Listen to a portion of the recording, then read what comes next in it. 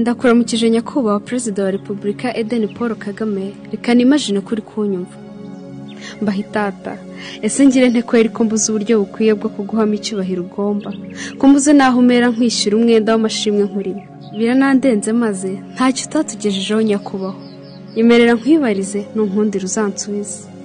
Ese ubu ko kuri umuntu nkatwe, ni ukuri njye mbona uturenze kuko ubumuntu bwa burenze ubwa muntu.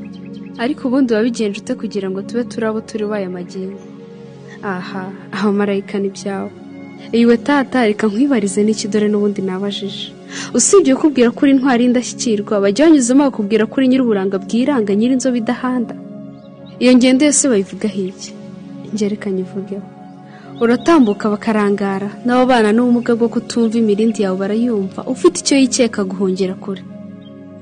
His Excellence, uzikare ejo wundi namenye amakuru cya kiremwa muntu cyadukanye ivuga ngo nta mwiza wabuze inenge, burya ngo uwo mugani wahimbwe batarakwibaruka. Nyirikuhimba yantumye ngo musabire imbabazi kuko ahari nawe aricuza cyane, atese yihutiraga iki kuvuga biri ataramenya ko inda yakubyaye yari ibitse w'umuziranenge.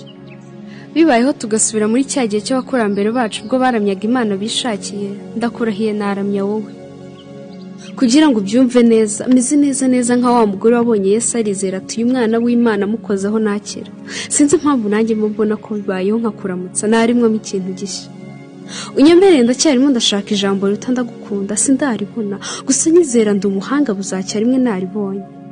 Ngaho nyagasani ugukunda kundusha, nagutembereza mu murima w'ibyiza wisoromera imbuto zose ushaka, uhere kurgukura amanyabona.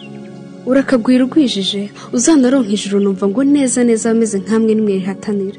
Kugutora byo ni ihame kuko rega u Rwanda utayoboye twararubonye, rero ntidushaka kubona urundi Rwanda utayoboye tukigufite. Si twe twakwima ijambo ufite ijabo, ahubwo abashinzwe amatora bagire dore nshaka kugira ngo tugirire nk'uko usanzwe tugirira wowe tugize. Gahorana Imana kandi amata guhamya.